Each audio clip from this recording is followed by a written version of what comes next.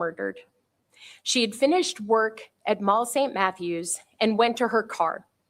While she was sitting in her car waiting for it to warm up, her former boyfriend approached the car with a gun, and he shot and killed her. It was Mary's 21st birthday. Mary's boyfriend turned murderer was released from jail without her knowledge, even though Mary's family had asked the jail to notify them when he was released. Mary's story is horrific, but it is all too common. The National Domestic Violence Hotline reports that an average of 24 people per minute are victims of physical violence, rape, or stalking by an intimate partner. That's more than 12 million a year. 45% of women and 33% of men in Kentucky have experienced physical or sexual violence or stalking from an intimate partner. And IPV, intimate partner violence, is a crime that does not discriminate. It impacts people from all backgrounds, all demographics, all socioeconomic levels. Its victims are not limited to the ones directly abused. Children are especially vulnerable. And IPV is a generational epidemic. IPV affects workplaces too, most of which do not have policies to address workplace violence, which leads to millions of lost days of paid work. The family law professor in me needs to give a little background. Domestic violence and IPV have deep historical and legal roots. English common law, I told you, family law professor. English common law deemed a husband and wife as one legal entity. So what that meant is that wives had no independent identity. They had no ability to conduct business. They had no ability to file a lawsuit. It meant that it's not surprising that for centuries, women silently suffered from physical, emotional, and sexual abuse because they had no legal recourse.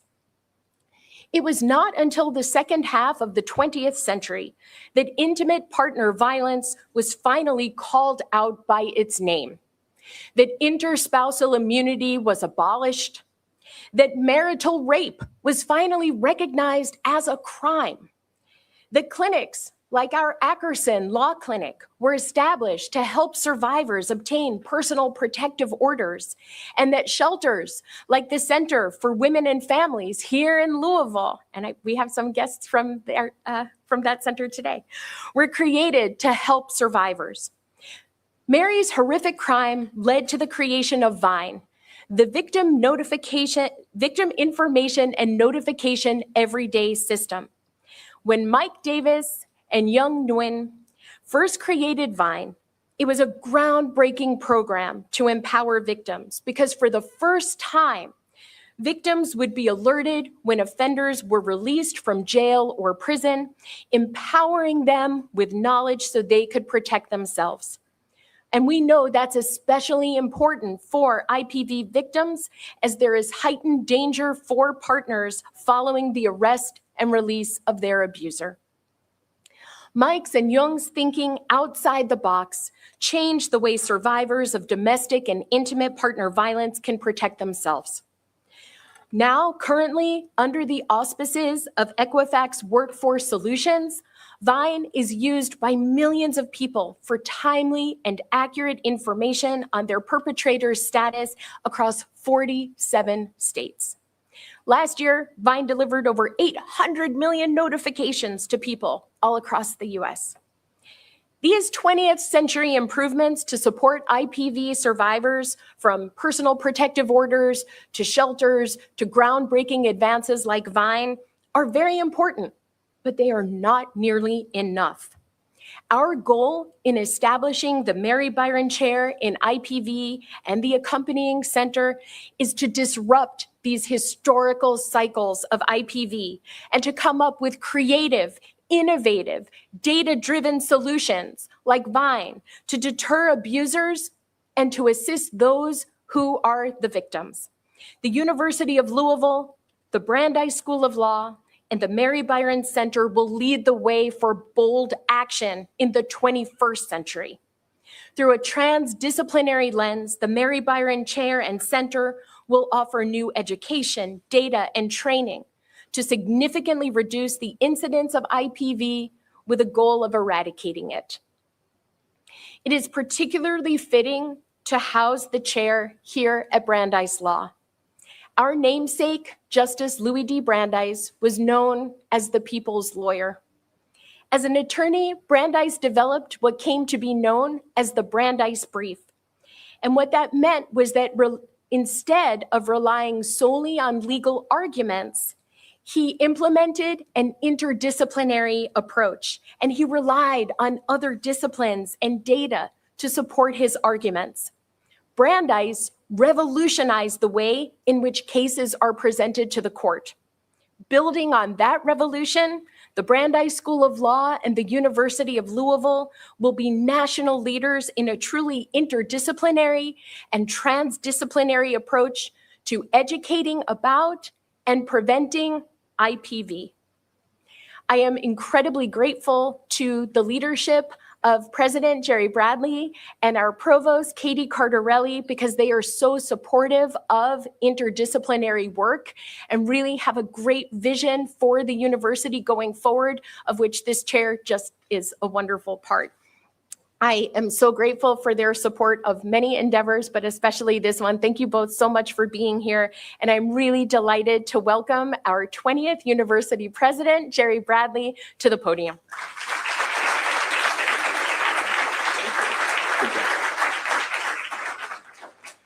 Thank you, Dean Jacobs. Certainly today we honor a legacy that began in tragedy, but it's grown into a national model of victim safety, innovation, and prevention. The University of Louisville is proud to establish the Mary Byron Endowed Chair of Intimate Partner Violence at the Brandeis School of Law. Intimate partner violence and sexual assault are not private matters. They are public safety issues, public health issues, legal issues, and moral issues that touch every community. As Dean Jacobs mentioned, Mary Byron was only 21 years old when her life was tragically taken. In the wake of the unimaginable loss, Louisville became the first community in the United States to implement VINE, as Dean Jacobs talked about. Since 2000, the Mary Byron Project has carried forward this work, fostering innovation and programs to prevent intimate partner violence through advocacy, funding, and national thought leadership. The board of the Mary Byron Project made purposeful decisions to preserve and to institutionalize that legacy, and they selected the Brandeis School of Law to extend this through their endowed chair. This chair and its accompanying center position U of L is a leader in educating students to better understand intimate partner violence, recognize risk, and prevent harm. Today represents a permanent investment in legal education and policy that will deepen how we teach, how we research, how we serve our intimate partner families. The chair will help integrate IVP-focused learning across the law school and across the university, so more future professionals can identify warning signs and intervene earlier. Building on the strong foundation of the Robert and Sue Ellen Ackerson Law Clinic, representing clients impacted by IPV in Jefferson County courts, this initiative expands our ability to train students through real-world service and survivor-centered practice. Intimate partner violence does not exist in silos, and neither will our response. This work brings together partners across U of L, including the College of Business, College of Education and Human Development, Department of Classical and Modern Languages, the Raymond A. Kent School of Social Work and Family Science, the School of Dentistry, the School of Medicine, and the Department of Psychiatry, U of L Health and U of L Hospital. The goal is to grow this into an interdisciplinary entity that drives systemic change. strengthens wraparound support for clients, and helps disrupt cycles of violence that can be learned and repeated across generations. This moment is only possible because of the generous partners who choose to invest in prevention, education, and survivor safety. Thank you to all the donors here who are here today, many of whom have come here, and beautiful weather they brought with them, and we thank them for their continued and generous support. Thank you to the Byron family for their trust, the courage, and the enduring commitment, making No More a reality. Thank you to the Mary Byron Project for ensuring this legacy continues in a lasting institutional way. And thank you to Equifax, whose support help extends the mission beyond notification technology and into education, leadership development, and prevention. The Mary Byron Endowed Chair and Center represent what higher education can do at its best: transform loss into lasting action and knowledge into protection. We are proud that the University of Louisville will help train a new generation of lawyers and professionals to understand the intimate partner violence, to intervene earlier, and to prevent tragedy. Today, we honor Mary Byron by carrying her legacy forward, not only in memory, but in impact. Thank you so much.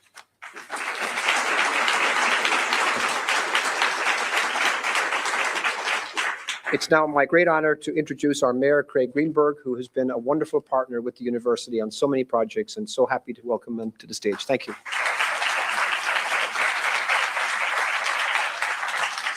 Thank you so much, President Bradley, Dean Jacobs, to everyone at U of L.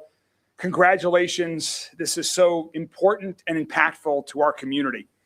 Thanks to Equifax and thanks to the Byron family for your support of this initiative and what comes before it. This is an incredibly important initiative, and it's wonderful to have it located here at U of L. And I'm honored to be here today for several reasons. First, because there are so many good friends in this room that have worked so hard to support this initiative to protect individuals who have been victims of intimate partner violence for many, many years in our community.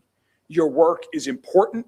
It has made a positive impact, and your support of this next step forward here at the Brandeis School of Law is going to truly make U of L and our city a known leader in this area. Second, this is personal to me. I am a registered recipient of the victim notification system. As someone who has been a fortunate survivor of a violent crime, to get those notifications in my email box by mail provides me with assurances and some level of comfort, knowing where the perpetrator of that crime is, to help me plan my life today and for the future.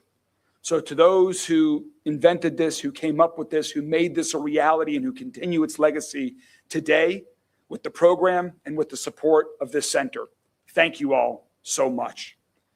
It's also important because as Mayor Abramson himself knows, our number one responsibility is public safety, ensuring that people are safe and feel safe in their neighborhoods and in their homes.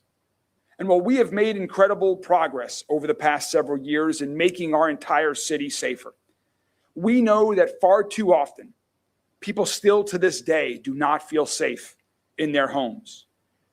And the stories that we hear of victims like Mary and others still to this day are reminders that this work has to continue and that no single person or institution can solve these problems alone. It takes police. It takes prosecutors, like our fine prosecutors that we have here today, County Attorney O'Connell, Commonwealth Attorney Weathers. Thank you all so much for your support. It takes professors, social workers, community leaders, neighbors, family members, and so many more to speak out, to reach out, and to help others. And it also takes centers like this that can be on the leading edge of innovation, of education, and support. And the final reason why I'm here is because my introduction to this whole area, my learning about intimate partner violence and the impact it has on individuals, on families, and communities, started as the first intern of the Jefferson County Office for Women in the late 1980s, I'll date myself, under the amazing leadership of Marcia Roth. Marcia was the executive director of the Office for Women at that time, and through that summer internship, I did a lot of research, probably wasn't very good, but I learned a tremendous amount. I learned a lot about leadership from Marcia, and I learned a lot about intimate partner violence and what governments and communities can do to help that. And so it is my great honor to be with her here today, who has been such a powerful force of energy, of support, and so much more to the Mary Byron Project, to getting this center off the ground. Marcia, the entire community is grateful for your leadership. Please join me in welcoming Marcia Roth.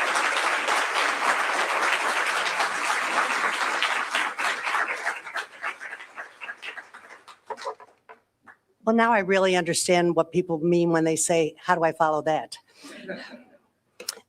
Thank you to all of you for being here. And I just have to say, looking out at this room should tell us all why this is so terribly important.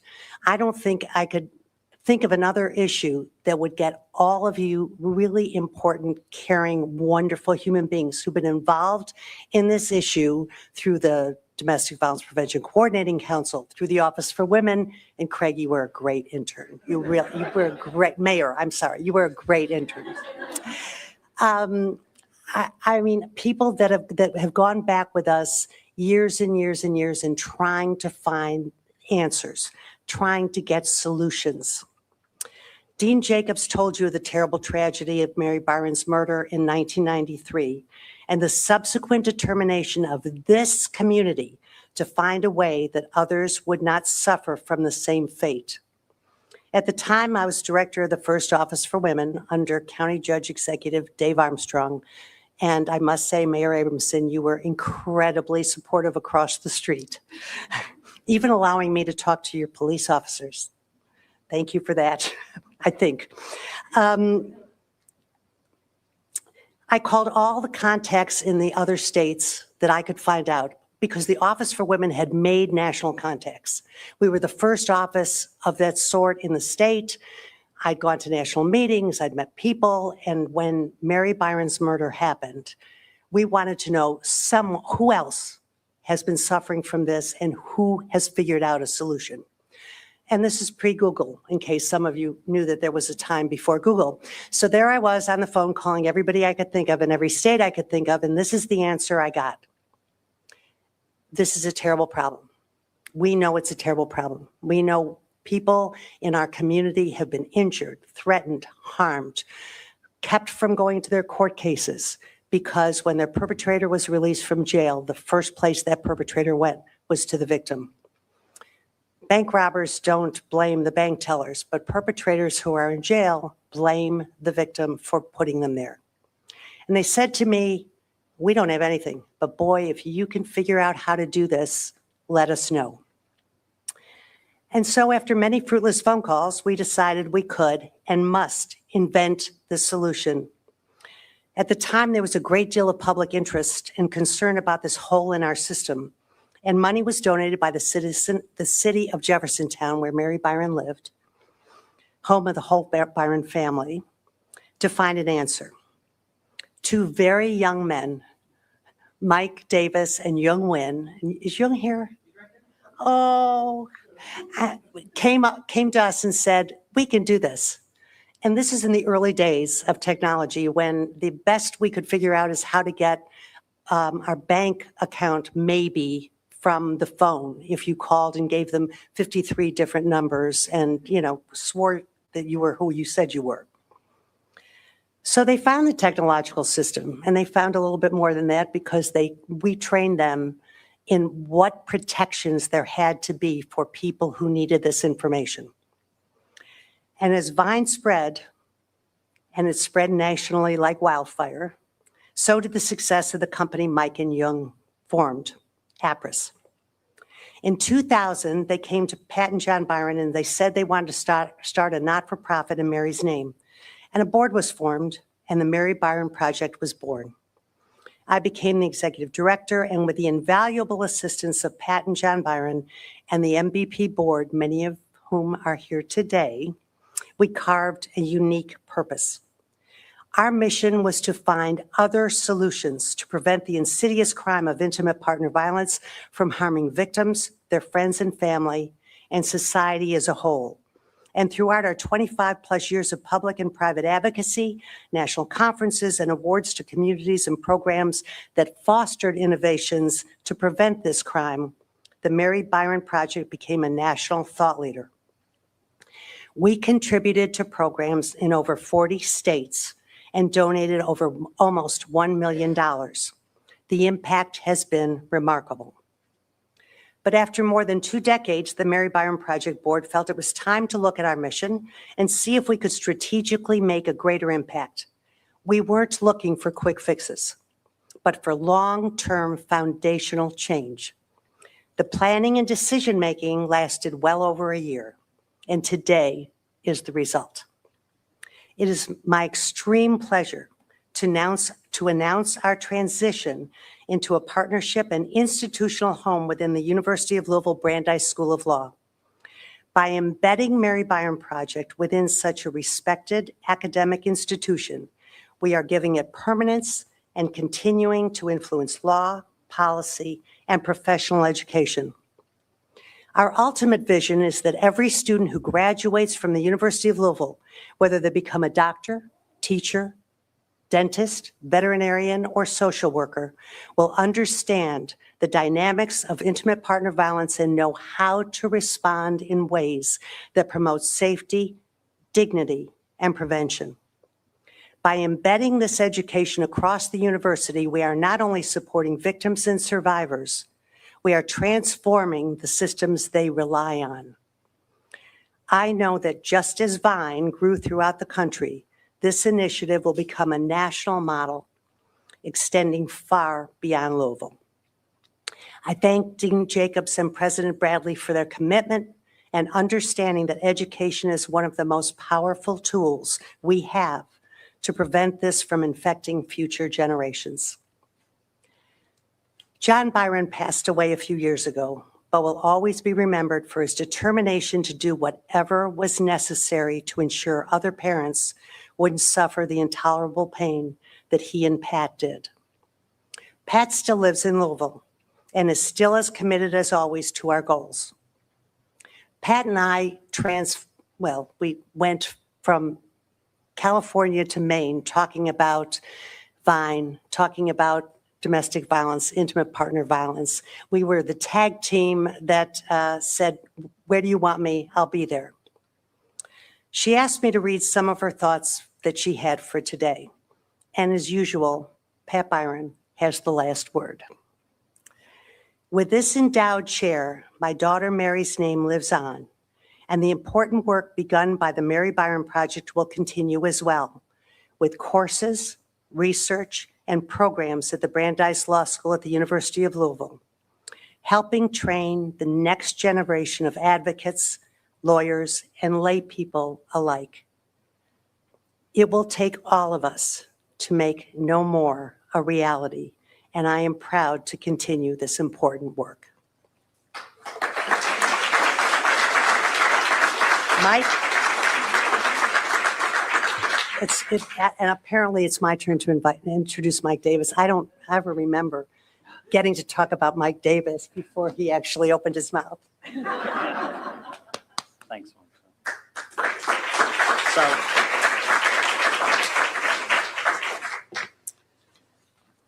it is an exciting day. I want to just give my brief remarks on what I think this story really began with, and how powerful ideas with a bit of courage can change the world. And I really think that's true. It's a really sad fact that this tragedy that befell the Byron family and Mary was not uncommon. She wasn't the first. She wasn't the last. It was happening in cities all over America, as we've heard. But something was unique about this case. And what I believe is that what was unique was the response. It wasn't the tragedy. It was the response that was unique. And that was a response filled with courage, starting with the Byron family. And what inspired Jung and I to approach the city and say, can we help figure this problem out, was Pat Byron. She was on the news a day or two after this murder, and she was just saying something that we knew he was going to kill her. And we just had the information that he had been out. And by the way, he had been out for 2 weeks. The reason he was out for 2 weeks, he wanted to murder her on her birthday, 21st birthday. And she was crystal clear that this lack of information is why this happened. It was very preventable. And that was the moment Jung and I woke up and said, this can be fixed. And we were in the information business, and the county was already in full steam ahead looking for a solution. And I think that combination is what brought this about.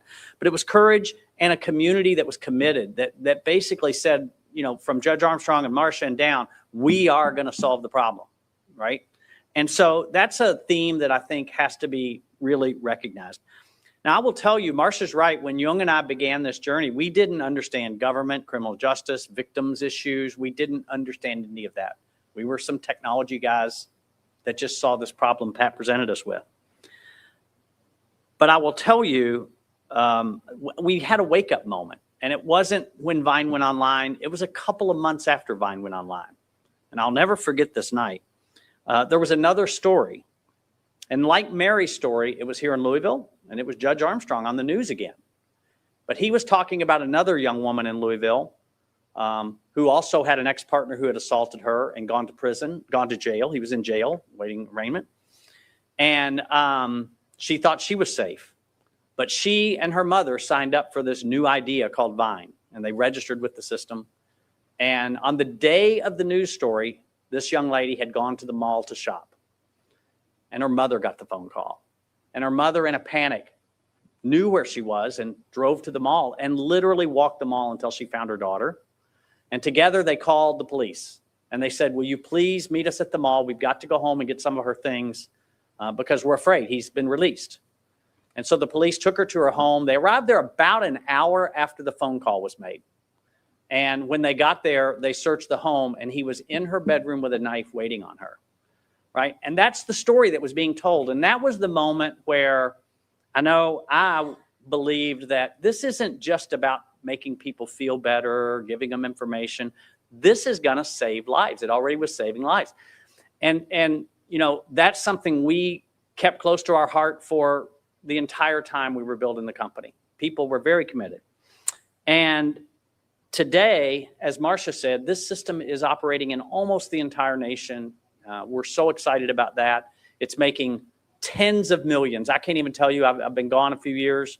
I retired a few years ago, but it's making tens of millions of calls a year.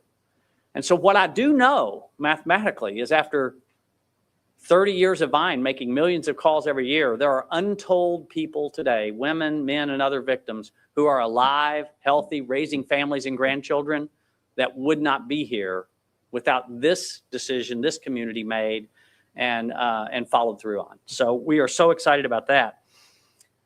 Now, I'm also very personally excited to see this transition and see the Mary Byron project end up with the University of Louisville Brandeis School of Law. It's you know, and believe me, Marcia said we spent a year. We talked to Ivy League schools. We talked to universities. We talked to other national victims organizations.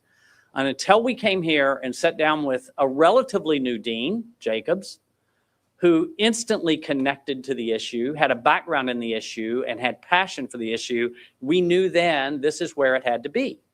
And so we rapidly began to define the vision for what this will be, this project, this chair, and later this center will be.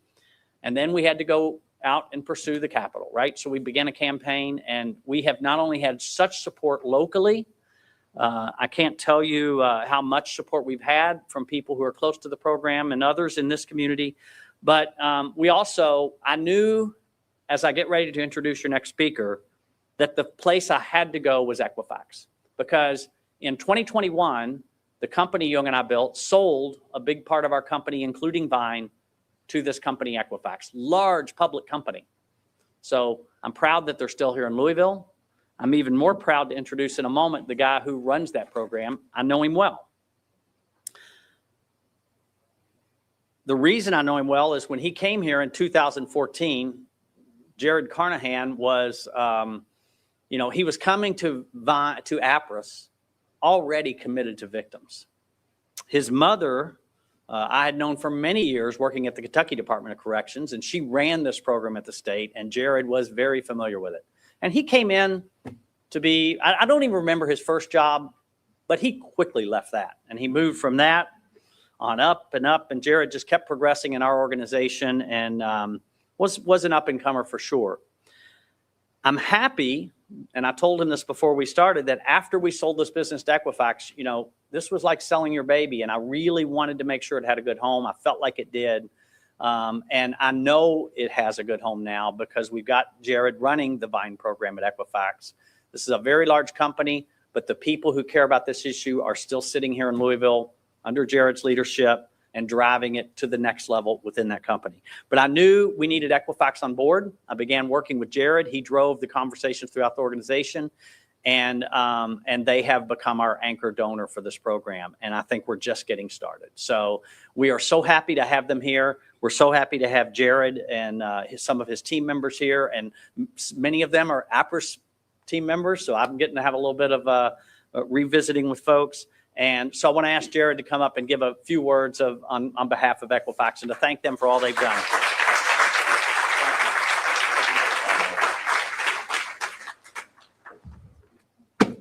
What a day. Mike, I can't thank you enough for that introduction. Mayor, I realized we had a common internship. My first internship was with Marcia. Mike, I especially want to thank you for your continued support of Vine over the years. Mike's passion for this cause has been evident from the very beginning.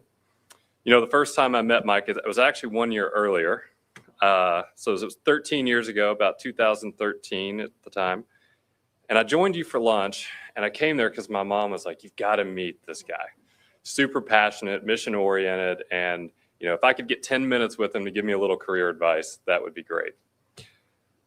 I left thinking I was just going to get career advice, and then I left realizing that this conversation was going to shape the next 13 years of my career. It truly is an honor to stand here with you today celebrating this milestone. At Equifax, one of our values is to live your best, and you cannot live your best without the fundamental foundation of safety that Mayor Greenberg talked about. For decades, Vine has been a supporting pillar of that foundation. Vine empowers victims of crime with notifications of their offender's custody status. Our role has been to connect the dots in a very fragmented system that started as providing custody status notifications, and today can extend to provide notifications across the entire criminal justice lifecycle. As we look to the future, we recognize that victim notification is only going to be one part of that solution. That is why we are so incredibly proud to partner with the Brandeis School of Law for this next wave of innovation. Through our support of the Brandeis School of Law and their work, we are helping to empower a new generation of legal and policy leaders and more to look more closely at the root cause of intimate partner violence. As Dean Jacobs shared, students will leave the institution equipped to identify the early warning signs of intimate partner violence, and most importantly, have the tools to intervene long before it leads to tragedy. That is the work that can drive systemic change. Mary Byron's legacy is built on the idea that knowledge is power. Today, we are giving that power to the next generation of advocates. Thank you to Dean Jacobs and the University of Louisville for welcoming us into the community and for helping us turn this vision into a reality. Together, we are building a safer future for everyone. Thank you all.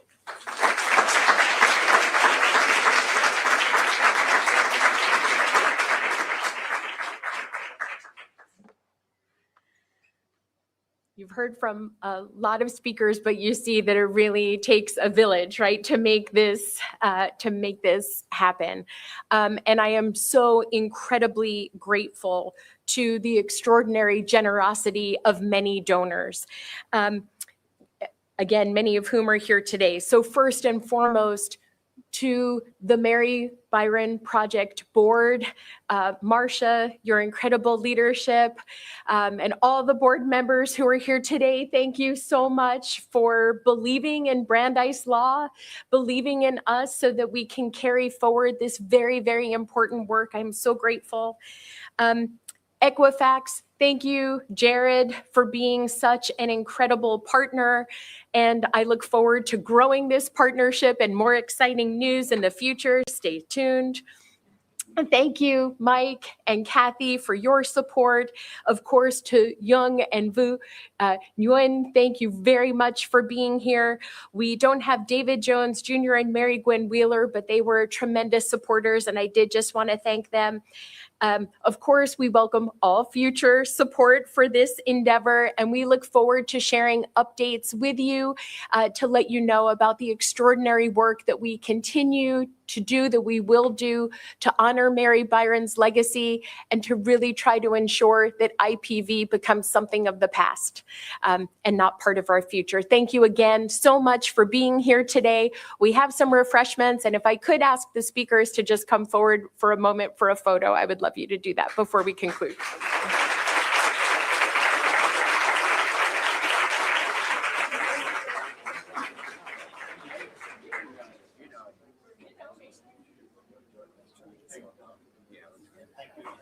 Yep, it's on wheels. I think we can move this and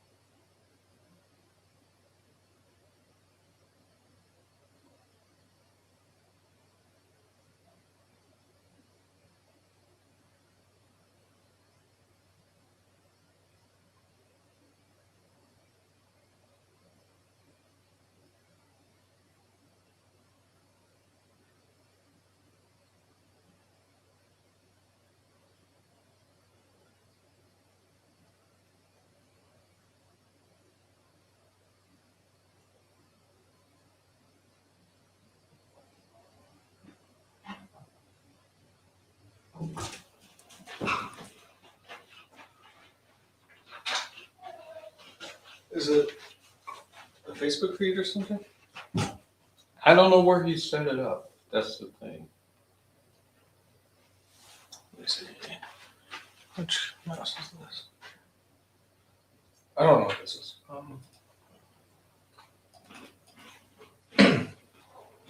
What's going on? Oh, not so. So he hid the StreamYard page.